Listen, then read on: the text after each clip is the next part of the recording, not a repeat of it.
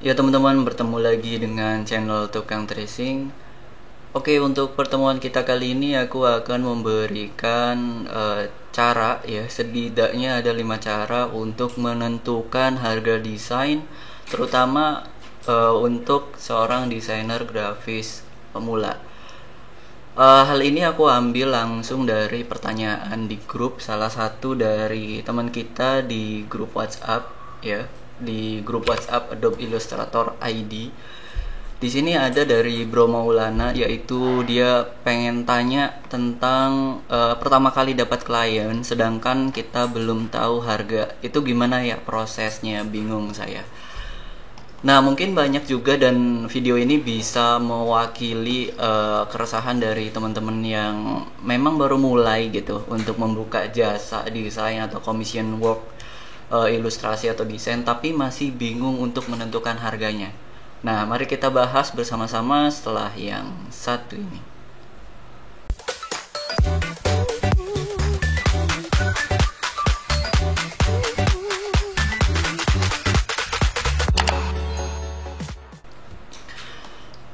Oke, setidaknya ada 5 poin yang aku rangkum. Ini versi aku sendiri. Mungkin teman-teman nanti punya versi sendiri bisa ditambahi. Jadi yang poin pertama adalah riset pasar, riset pasar kategori desain yang kita kerjakan. Ini tipe ya, kategori desain yang dikerjakan. Nah, dalam pertanyaan ini si Bro Maulana belum spesifik dia pengen tanya untuk desain apa. Jadi pastikan dulu teman-teman, cara yang pertama adalah riset pasar kategori desain yang dikerjakan. Nah, untuk yang ini kita kasih tanda aja biar enak untuk ngelanjutin kesananya. Misalnya kita mau ngedesain sebuah desain untuk kaos atau ilustrasi untuk kaos. Jadi kita masukkan aja kategorinya desain kaos, supaya nanti teman-teman bisa mengikuti dengan enak ya. Nah, jadi maksudnya riset itu apa? Riset itu teman-teman bisa tanya dulu ke penyedia jasa yang sama. Misalnya dalam satu grup ini ada orang yang memang dia profesional di bidang desain kaos. Teman-teman bisa sharing dulu rate-nya berapa, atau cari tahu dulu pantasnya berapa untuk desain tersebut gitu. Nanti dari data itu teman-teman bisa tahu gitu loh. Misalnya untuk yang pemula itu kita ambil aja dalam satu desain yang tingkat kesulitannya itu rendah, jadi tidak terlalu sulit banget, kita katakanlah ambil harga di 100.000 gitulah, sampai 300.000 per desain atau ilustrasi gitu ya. Nah, ini harga pasar di Indonesia ya yang aku lihat gitu. Jadi riset sekitar 100 sampai 300.000 untuk satu desain kaos. Nah, setelah sudah riset pasar dari kategori desain yang dikerjakan, ini tentunya belum bisa jadi patokan ya, karena kembali lagi setiap harga itu mempengaruhi banyak hal yang tidak hanya 100 sampai 300.000 aja gitu. Banyak banget faktor yang bisa, mungkin harganya bisa di bawah pasar, bisa di bawah 100.000, bahkan lebih dari 300.000. Itu banyak faktor juga. Jadi ini bukan harga patokan, hanya saja contoh cara meriset pasar seperti itu ya. Oke, setelah riset pasar kategori desain yang ingin dikerjakan, teman-teman punya data nih. Nah, kita tinggal lanjut ke poin yang kedua. Oke, nah setelah riset, yang kedua yaitu teman-teman pahami kapasitas diri, skill atau jam terbang. Nah, maksudnya seperti apa? Jadi kembali lagi ke tadi pertanyaannya itu mengenai tentang pertama kali. Ini kan pertama kali dapat klien, berarti si Bro Maulana ini memang baru pertama dan bisa dikatakan masih pemula untuk open jasa desain, karena kita bisa lihat di sini dia baru pertama kali dapat klien. Nah, pahami kapasitas diri. Jadi pahami dulu nih, sebelum kita menentukan harga, kita harus tahu dulu gitu, apakah skill kita dibandingkan jasa lain itu sudah bisa bersaing, ataukah masih harus banyak belajar, ataukah memang seperti apa. Hal itu bisa dipahami secara pribadi ya. Orang lain nggak bisa menilai teman-teman bahwasanya skillnya masih segini, skillnya masih segitu, karena tidak bisa dipastikan gitu loh skill seseorang itu hanya dari sebuah apa yang dilihat gitu loh. Jadi yang kapasitas diri atau skill ini itu teman-teman yang pahami sendiri gitu loh. Jadi kembali lagi ke mawas diri dan lain sebagainya, ya itu semuanya bisa kembali ke diri sendiri untuk yang kapasitas skill ini ya. Nah, karena berhubungan dengan yang masih pemula, jadi kita ambil aja bahwasannya kapasitas dirinya ini masih belum dikatakan bagus gitu ya, karena kan masih baru mulai, dan jam terbang untuk mengerjakan sebuah desain secara dibayar, secara profesional itu baru 1 kali, karena ini pertama kali dapat order, berarti jam terbang pun masih sangat rendah. Nah, dari sini bisa dipastikan bahwasannya teman-teman jangan terlalu set harga tinggi dari harga pasar, karena masih pertama kali gitu ya. Bisa teman-teman mengikuti harga pasar tapi jangan terlalu tinggi. Bisa saja misalnya rate-nya 100 sampai 300 ribu. Nah, teman-teman ambil harga terendah dulu aja, misalnya 100 ribu. Sambil teman-teman memahami juga jam terbang dan kapasitas skill dirinya dulu. Gitu, nanti dari sana ke sana ketika jam terbangnya sudah semakin besar, harganya pun nanti bisa dinaikkan. Gitu ya. Jadi dari poin 1 dan poin 2 penjelasannya seperti itu. Kemudian poin ketiga. Nah, ketahui latar belakang klien. Kalau poin 1 dan 2 itu ke diri sendiri, sekarang yang ketiga itu adalah latar belakang kliennya. Nah, maksudnya seperti apa? Jadi gini teman-teman ya. Latar belakang klien itu berbeda-beda. Kembali lagi ke masalah harga. Harga itu ada yang bilang 100 ribu itu terlalu murah. Bahkan 100 ribu itu ada yang bilang terlalu mahal. Nah, hal tersebut apa sih yang mempengaruhi? Kembali lagi ke latar belakang klien. Kita ambil contoh desain kaos sesuai dengan bidang yang aku tekuni, sesuai dengan bidang tukang tracing, yaitu desain kaos. Nah, misalnya ada klien desain kaosnya ini diperuntukkan untuk event mobil misalnya. Nah, teman-teman bisa ambil satu buah objek, yaitu mobil, ya kan? Event mobil, desain kaos, event mobil. Ini contoh aja.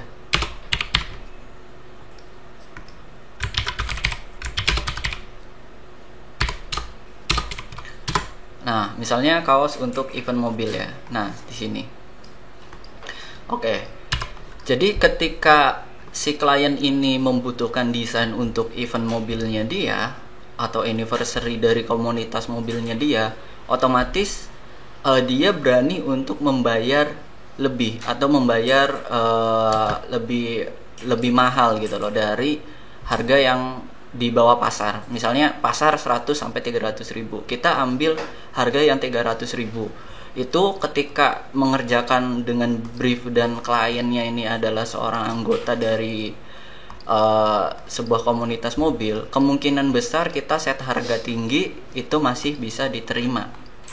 Karena ya tadi, ini adalah event mobil yang notabene orang yang punya mobil status ekonominya lebih tinggi gitu lah ya, pendapatannya mungkin lebih tinggi dan lain sebagainya. Itu bisa diambil dari data di situ. Kemudian masuk lagi ke poin yang ketiga, latar belakang klien juga itu mempengaruhi harga yang tadi udah aku sebutin. Kemudian bisa juga misalnya ada desain kaosnya ini hanya untuk organisasi RT gitu misalnya, yang notabene ya namanya juga RT, ruang lingkupnya itu kecil. Jadi misalnya untuk Karang Taruna dan lain sebagainya itu ruang lingkupnya kecil. Nah, sebisa mungkin kita menyesuaikan hal tersebut untuk menentukan harga. Pasti nih di pikiran teman-teman, wah kalau kayak gitu namanya pilih kasih bang gitu. Ya kalau bisa dibilang pilih kasih iya, tapi kembali lagi ke tadi, kita masih baru pertama kali dapat klien. Ya udah, kalau ada pertanyaan kayak gitu, misalnya dibalik aja, kita sama ratakan semuanya harganya 100 ribu, kira-kira fair atau tidak? Ya mungkin terkesan ya fair-fair aja, tapi itu kita rugi sebagai seorang desainer grafis rugi ketika dapat peluang mengerjakan satu buah desain kaos untuk event mobil, sedangkan yang kita kasih harganya yaitu 100.000, sedangkan si klien bisa memberikan harga yang lebih dari 100.000. Itu hanya contoh misalnya, jadi bisa paham ya. Makanya yang aku lihat, yang aku pahami juga, desainer grafis ataupun ilustrator yang sudah besar itu mereka tidak mematoki harga berupa katalog. Misalnya desainnya mereka, satu desain yang mudah itu misalnya harganya 100.000 gitu, kemudian yang sulit 300.000. Kebanyakan itu tidak seperti itu teman-teman. Mereka memahami latar belakang si kliennya juga, jadi fleksibel aja ketika kita ngasih harga. Nah seperti itu ya, jadi ketahui latar belakang si klien. Hal ini penting banget. Kita jangan set harga tinggi sementara kliennya itu kebutuhannya itu rendah, begitupun sebaliknya. Jadi untuk menentukan harga di poin ketiga itu masih fleksibel aja gitu, jadi jangan terlalu terpatok. Oke ya, kemudian poin keempat, nah riset pendapatan UMK atau UMR. Yang poin keempat ini masuk ke ranah kita lagi sebagai seorang penyedia jasa gitu ya, penyedia jasa desainnya itu riset pendapatan UMK atau UMR. Jadi ini maksudnya gimana teman-teman? Nah, kembali lagi ke pertanyaannya. Ini dia adalah seorang pemula gitu loh, baru mulai dan baru pertama kali mendapatkan order. Nah, dia masih bingung untuk menentukan harganya. Itu bisa kita ambil dari pendapatan UMK atau UMR di kota atau di tempat yang kita tinggali. Contoh, tukang tracing itu di Cirebon, itu sekitar 2 juta sampai 2.200.000. Kita ambil data aja, misalnya kita ambil data di angka 2 juta rupiah gitu. Nah, 2 juta rupiah ini untuk rata-rata pendapatan seorang yang bekerja di kota Cirebon gitu ya. Nah, setelah dari data ini, nanti teman-teman bisa breakdown lagi. Kita sekarang buka kalkulator. Oke. Orang kerja biasanya itu sekitar 25 hari kan. Dalam 1 bulan 25 hari.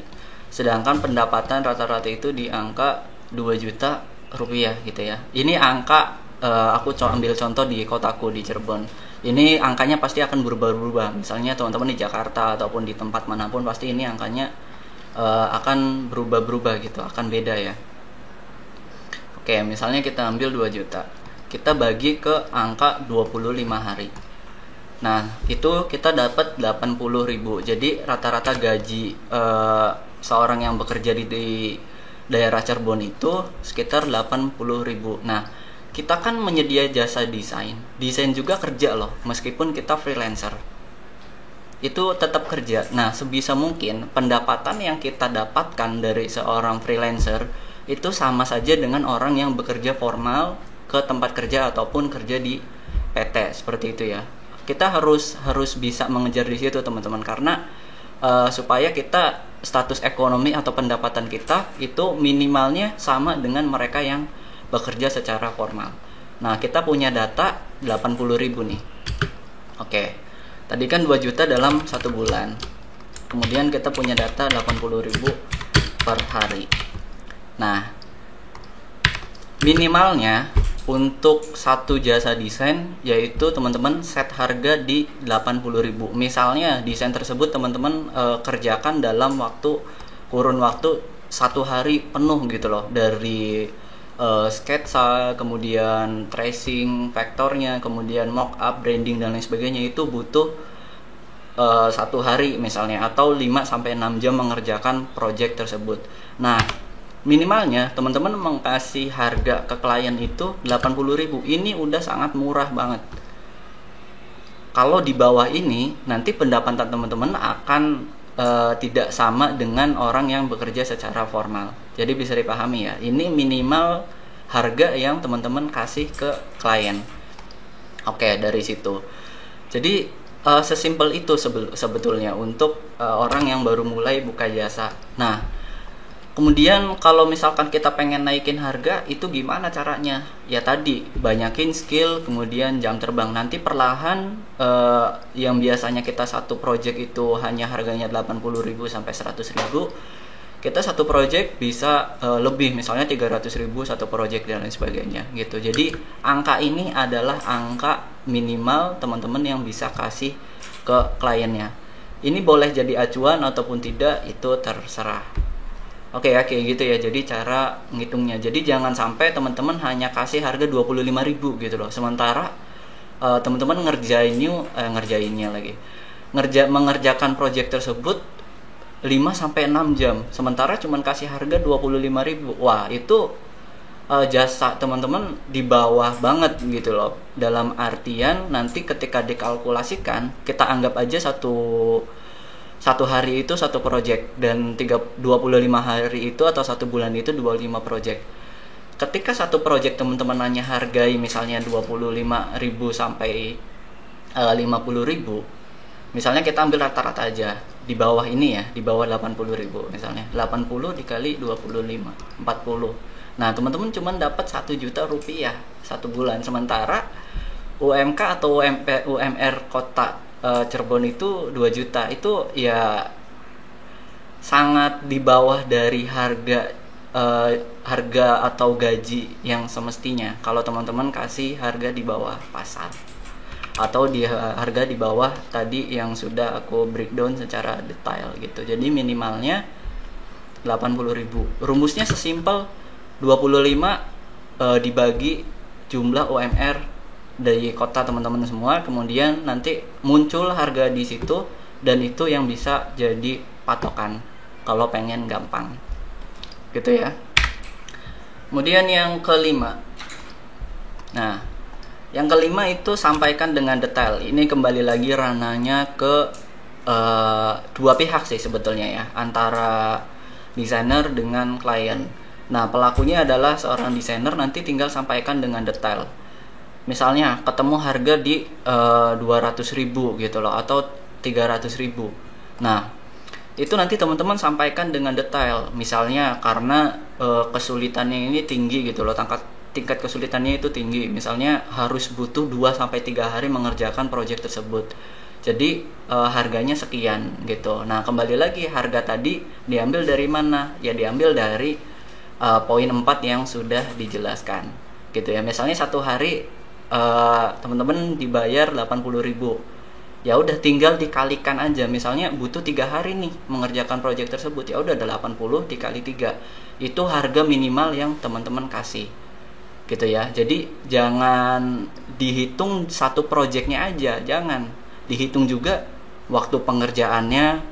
Syukur-syukur nanti bisa juga teman-teman alokasikan beberapa persen untuk pengembangan alat desainnya, kemudian untuk bayar token listrik, kemudian dan lain sebagainya. Itu bisa juga dikembangkan ataupun dimasukkan dalam harga jasa desain yang teman-teman kasih gitu. Toh pada akhirnya nanti ketika kita sudah mengedukasi si klien itu dan kliennya bisa memahami, besar kemungkinan project tersebut akan deal meskipun harganya tinggi gitu loh. Sama halnya kayak aku juga sering dapet gitu loh, satu project aku hargai misalnya 500.000, kemudian si klien merasa harganya terlalu tinggi. Nah, aku jelaskan gini loh, project ini butuh waktunya 3 hari, jadi gini kayak gitu. Pokoknya semuanya dijelasin gitu. Nanti si klien pun akan paham, oh iya ternyata harga 500.000 itu untuk satu project yang dia request ataupun yang dia minta itu terkesan worth it lah untuk angka segitu, dan mungkin bisa dibilang ya sudah standarnya memang segitu. Jadi jangan fokus ke harga tingginya, melainkan benefit dari kliennya apa aja yang didapat gitu. Pokoknya harga akan setara dengan apa yang mereka dapat juga gitu ya. Jadi semuanya sudah aku jelasin dengan detail, poin 1, poin 2, poin 3 dan sampai poin 5. Pokoknya kalau ada yang bingung dari kelima poin ini, teman-teman bisa diskusikan aja ke kolom komentar atau bisa langsung WhatsApp pribadi aku. Sudah ada nomornya, aku cantumkan di deskripsi channel Tukang Tracing. Nanti tinggal WhatsApp aja. Kita bisa diskusi di sana biar nanti teman-teman juga bisa paham, dengan harapan ya teman-teman mengasih harga dengan harga standar. Jangan kasih harga di bawah pasar. Ya aku rasa desain murah itu bagus sih, ya nggak apa-apa, desain murah itu hak teman-teman semua lah, itu hak masing-masing untuk mengasih harga murah. Tapi kalau kita punya kapasitas diri yang tinggi, ya apa salahnya kita coba kasih harga yang lebih mahal. Oke, itu aja mungkin yang bisa aku sampaikan. Kurang lebihnya ya teman-teman bisa tambahi aja, kita diskusi di sana. Sampai bertemu di video selanjutnya. Terima kasih.